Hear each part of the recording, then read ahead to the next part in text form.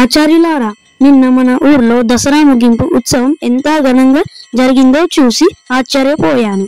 కానీ ఈ దసరా ముగింపు ఉత్సవాల ప్రాముఖ్యత ఏమిటో నాకు పూర్తిగా అర్థం కాలేదు. మీరు చెప్పగలరా? బాగుంది బిడ్డ. నీకు తెలుసుకోవాలనే ఆసక్తి ఉంది అంటే అది చాలా మంచి విషయం.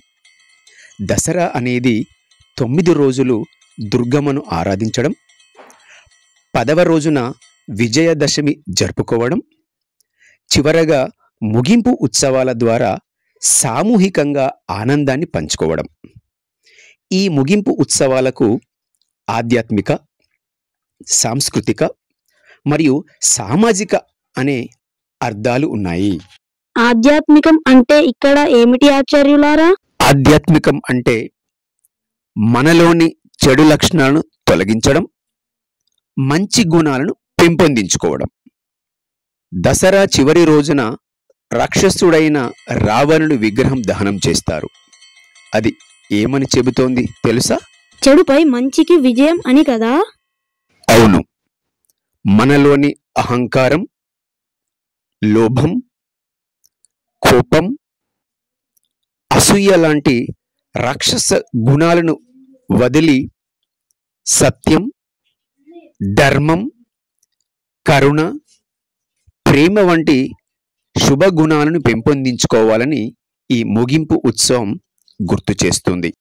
మరి సాంస్కృతిక దృష్టిలో దసరా ముగింపు ఎలా ముఖ్యమవుతుంది? సాంస్కృతికంగా ఈ పండగలో ప్రజలు పాటలు, నృత్యాలు, నాటకాలు, బొమ్మల ప్రదర్శన చేస్తారు. ప్రతి ప్రాంతం తన సంప్రదాయాన్ని చూపిస్తుంది. ఉదాహరణకు, తెలంగాణలో బతుకమ్మ ముగింపు ఎంతో వైభవంగా జరుపుకుంటారు. మహారాష్ట్రలో అప్తపత్రం అనే ఆచారం ఉంది. కర్ణాటకలో మైసూరు దసరా రథయాత్ర ప్రపంచ ప్రసిద్ధి పొందింది. ఈ విధంగా దసరా ముగింపు ఉత్సవం మన సంస్కృతిని కాపాడే అద్దం లాంటిది. ఆచార్యులారా, మీరు సామాజిక ప్రాముఖ్యత కూడా ఉంటుందన్నారు. అది ఎలా ఉంటుంది? సమాజంలో ప్రతి ఒక్కరూ కలిసిమెలిసి జరుపుకునే పండుగ ఇది. ధనవంతుడు, పేదవాడు అనే తేడా ఉండదు. అందరూ ఒకే వేదికపై చేరి మాతగారి ఆరాధనలో భాగమవుతారు.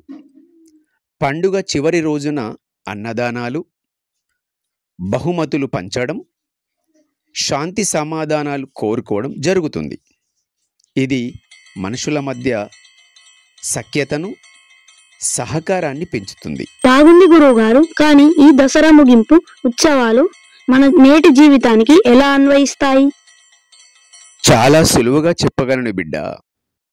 నేటి కాలంలో మన టెక్నాలజీ, డబ్బు, పోటీతో బిజీగా ఉంటాం.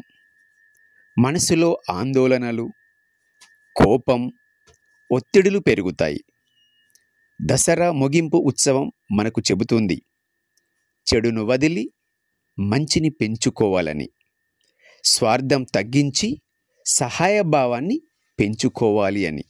అంటే ఈ ఉత్సవం మన జీవితాన్ని సరిదిద్దుకోవడానికి ఒక అవకాశం ఇస్తుందన్నమాట. ఖచ్చితంగా. ప్రతి సంవత్సరం మనలోని చెడు లక్షణాలను రావణుని ప్రతిమగా భావించి దహనం చేయాలి. కొత్త ఆశయాలతో ముందుకు సాగాలి. ఆచార్యులారా, ఇప్పుడు అర్థమైంది. దసరా ముగింపు ఉత్సవాలు కేవలం వినోదం కోసం కాదు, అవి మనలోని దుర్గుణాలను పోగొట్టి మంచిని పెంచే పాఠాలు చెబుతాయి. చాలా బాగుంది బిడ్డ. ఇదే అసలైన ఉత్సవాల ప్రాముఖ్యత.